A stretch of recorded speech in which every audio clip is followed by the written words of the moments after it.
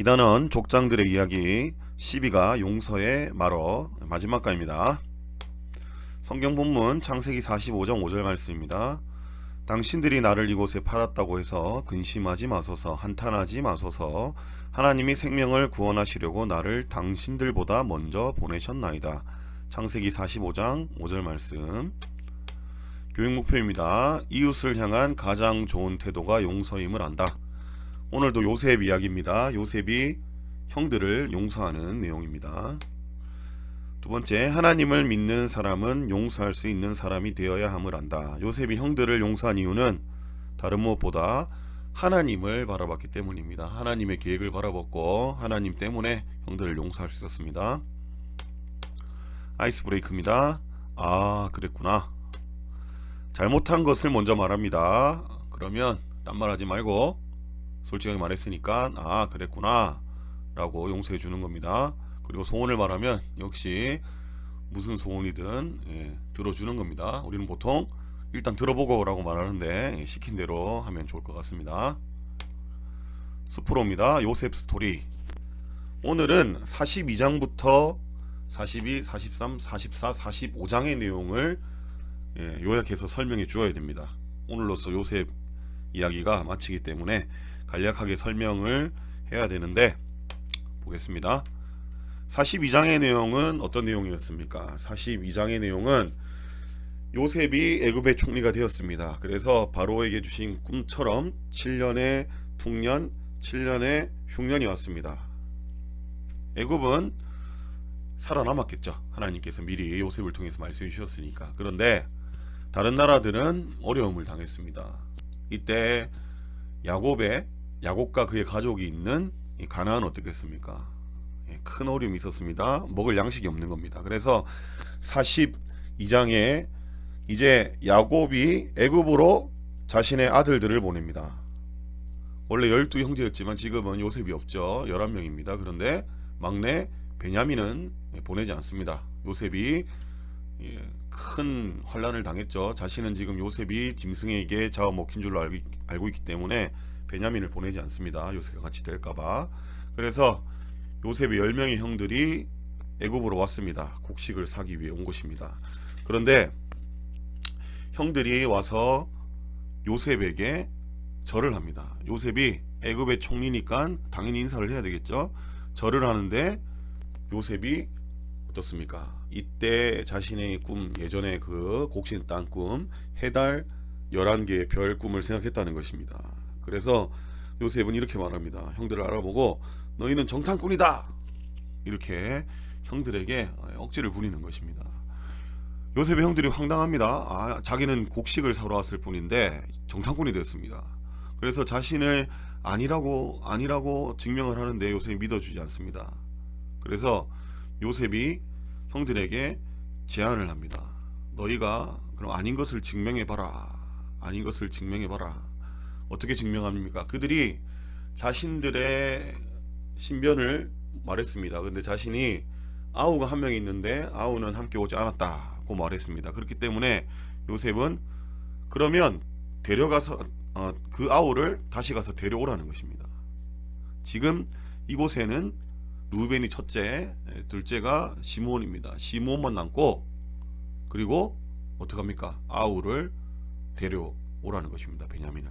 그래서 졸지에 시므온이 결박당해서 갇히게 됩니다. 그리고는 형들에게 곡식을 줍니다. 곡식을 사러 왔기 때문에 곡식을 주어서 가져가게 하고 이제 이후에 베냐민을 데리고 올 것을 요구합니다. 베냐민을 데리고 오면 정상권이 아니란 것을 믿겠다는 것입니다. 참 억지입니다. 그런데 형들의 입장에서는 어쩔 수가 없습니다. 지금 애굽의 힘이 세기 때문에. 그래서 이제 어쩔 수 없이 돌아갑니다. 돌아가서 이제 베냐민을 데리고 와야 됩니다. 그런데 문제가 생겼습니다. 어떤 문제입니까?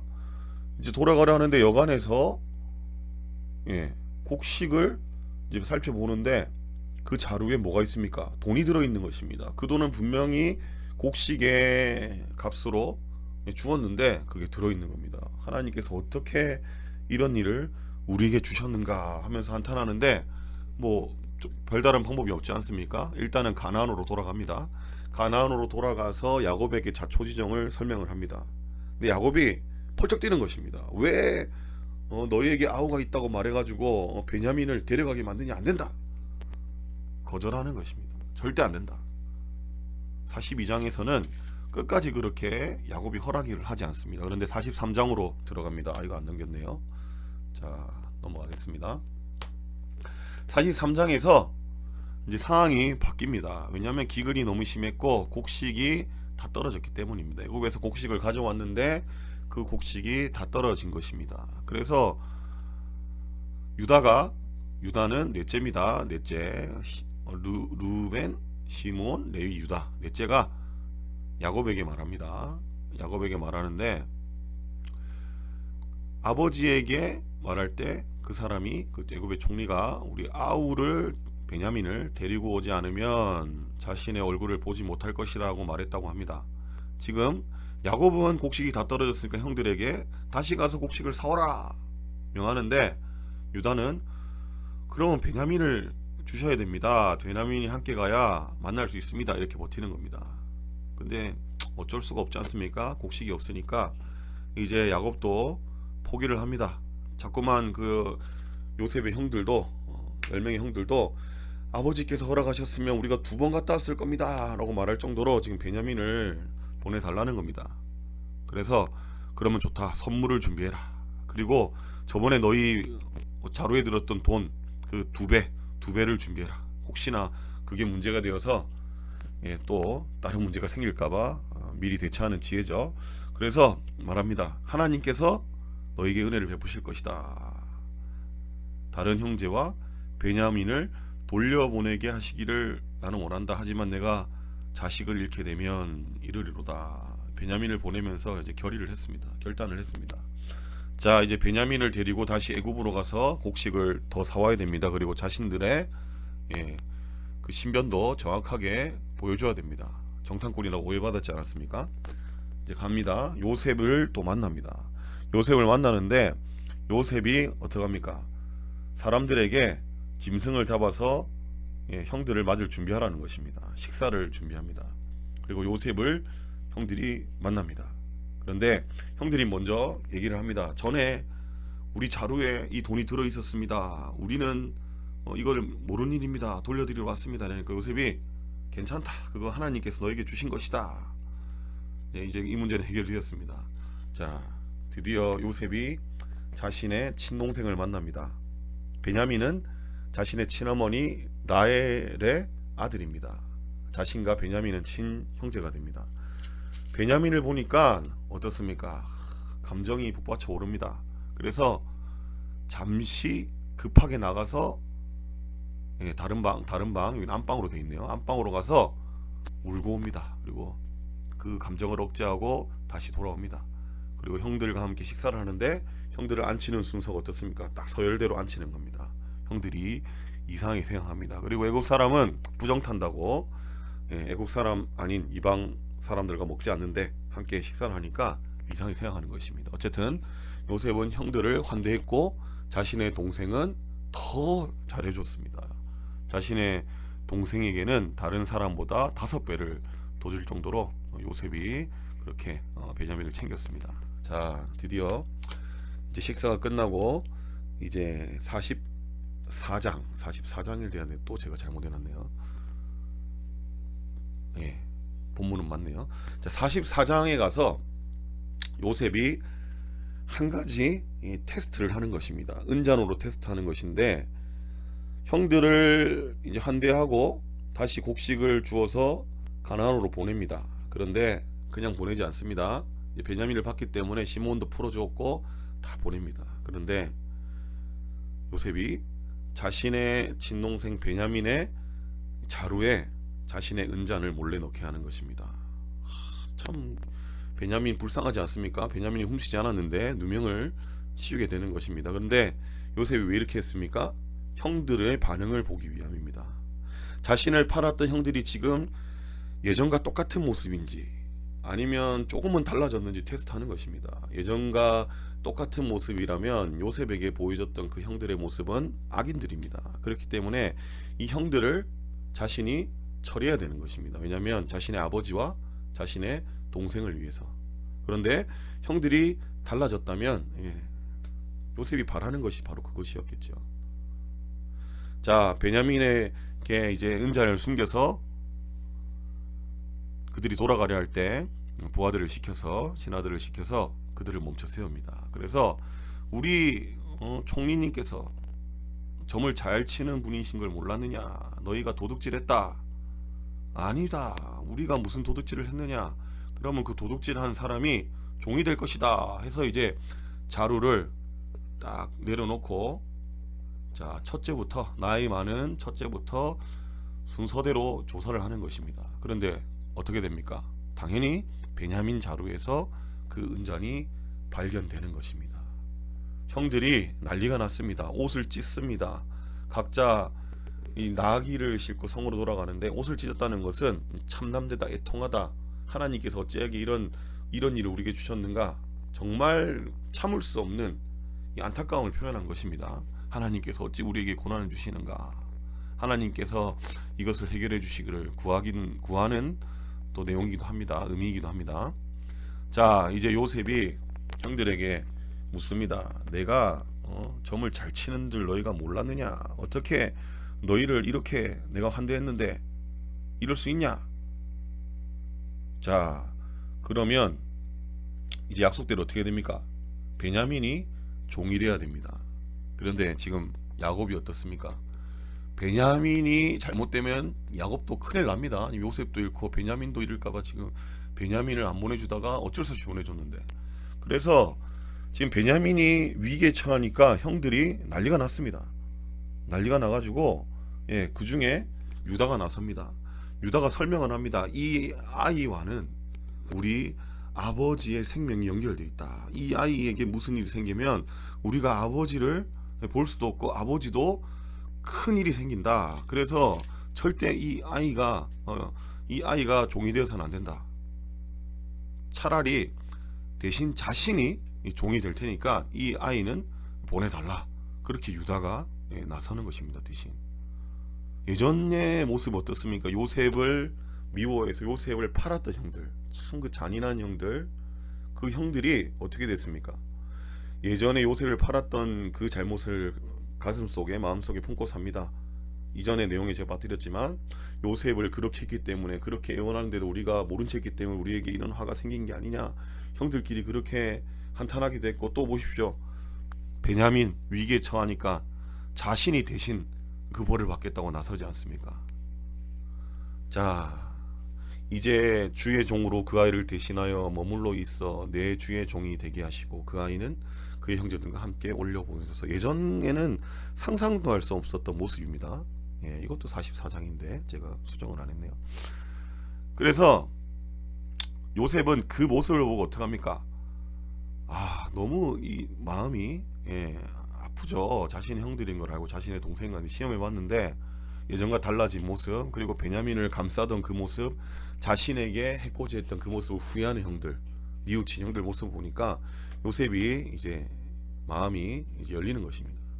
이제 안심이 되는 것입니다. 그런즉 나를 이르러 보낸 이는 당신들이 아니요 하나님이시라. 형들이 요셉이 자신이 누구인지를 밝힙니다. 예전에 헤어졌을 때 모습이랑 지금의 모습이 10년이 넘었기 때문에 많이 달라졌겠죠. 그리고 애굽의 총리니까 얼마나 많이 치장을 했겠습니까? 자신이 요셉이다 밝히면서 엉엉 우니까 형들이 깜짝 놀라는 것입니다. 형들이 깜짝 놀래가지고 요셉이냐? 처음에 이랬겠죠. 근데 어떻습니까? 두렵습니다. 왜? 요셉에게 이전에 자신들이 했던 일이 있지 않습니까? 그래서 벌벌 떠는 것입니다. 근데 요셉이 멋진 말을 합니다. 당신들이 나를 이곳에 팔았다고 해서 걱정하지 마라. 한탄하지도 마라. 하나님이 생명을 구원하시려고 나를 당신들보다 이곳으로 먼저 보내셨다. 형들의 잘못이지만, 실수였지만, 형들의 범죄였지만 하나님께서 그것을 선으로 바꾸셔서 나를 먼저 이곳으로 보내셨다. 요셉이 먼저 말해주는 것입니다. 하나님이 큰 구원으로 당신들의 생명을 보존하고 당신들의 후손을 세상에 두시려고 나를 당신들보다 먼저 이곳에 보내셨다. 이 모든 일이 하나님께서 우리 야곱의 이 가문을 살리시라고, 생명을 보존하시라고 보내신 거다. 그래서 나를 이곳에 보낸 것은 당신들이 아니다. 당신들이 나를 팔았지만 당신들이 아니고 하나님이 보내셨다. 하나님께서 나를 이곳에 애굽의 총리가 되게 하셔서 우리 가족뿐만 아니라 애굽과 모든 나라를 구원하게 하셨다. 하나님의 섭리를 말하는 것입니다. 이 소문이 들립니다. 요셉의 형들이 왔다는 소문이 바로의 형이 들리니까 바로와 그의 신하들이 기뻐합니다. 얼마나 요셉이 지금 애굽에서 인정을 받고 있는지 알게 되는 대목입니다. 그리고 요셉은 형들에게 말합니다. 귀한 선물을 보내면서 야곱 자신의 아버지를 이곳으로 모셔와라. 자기가 모시겠다는 겁니다. 이제 형들이 이 기쁜 소식을 가지고 다시 가나안으로 돌아갑니다. 야곱에게 설명을 합니다. 지금 요셉이 살아 있습니다. 애굽의 총리가 되었습니다. 처음에 야곱이 이 말 듣고 어리둥절합니다. 이게 무슨 말인가. 그런데 요셉이 보낸 선물과 수레를 보니까 야곱이 기운이 소생했다. 기운을 차리고 조카다. 내가 요셉을 지금 살아 있다고 하니까 내가 죽기 전에 가서 그를 보겠다 하면서 이제 야곱이 애굽으로 가려 하는 내용입니다. 42장에서 45장의 내용이 이랬습니다. 자, 이 내용 가운데 요셉의 용서가 있었습니다. 자, 그렇다면 최고의 결정은 무엇이었는가? 요셉은 용서했지만 교사형 교재에서 세 가지의 경우가 있었습니다. 용서한다, 두 번째는 복수한다, 그리고 모른 척한다. 세 가지 결정할 수 있는 방법이 있었는데 용서하는 것은 무엇입니까? 용서하면 마음이 편합니다. 그죠? 용서받은 사람이 뉘우칠 수 있습니다. 하지만 그 과정이 너무 힘듭니다. 자신이 스스로 극복해야 됩니다. 용서가 쉽지 않죠. 정말 억울한 일을 당하면 솔직한 말로 용서하기가 쉽지 않습니다. 그러나 용서할 때 얻는 점, 이로운 점 우리 가운데 분명히 있습니다. 그리고 복수할 때 마음은 후련해집니다. 속은 시원해지고 짓밟을 수 있습니다. 하지만 나쁜 점은 무엇입니까? 그 가운데 하나님의 계획은 이루어지지 않습니다. 그리고 그 복수를 통해서 똑같은 사람이 될 수 있다는 겁니다. 자, 마지막으로 모른 척한다. 어떻게 됩니까? 별 귀찮은 일 경험하지 않아도 됩니다. 부딪히지 않아야 되고, 그리고 더 모른 척 형들이 만약에 고생을 했다면 속 시원했을 겁니다. 나쁜 점은 뭡니까? 답답하죠. 해결되지 않는 그 문제가 끝까지 남아있어서 죽을 때까지 그것을 안고 살아가야 됩니다. 또한 하나님의 계획은 절대 이루어지지 않습니다. 마음 가운데는 형들을 원망하는 그 원망이 끝까지 자리 잡고 있습니다. 아무것도 해결되지 않습니다. 그래서 요셉은 결국 형들과 화해했습니다. 요셉의 용서는 결국 형들과 화해하는 거였습니다. 이를 통해서 하나님의 뜻이 이루어졌습니다. 요셉을 하나님께서 연단시키시고 요셉을 통하여서 애국과 그리고 모든 나라들, 특히 하나님의 언약의 백성 이스라엘을 구원해 주시고 하나님의 언약을 계속해서 이어가신 것입니다.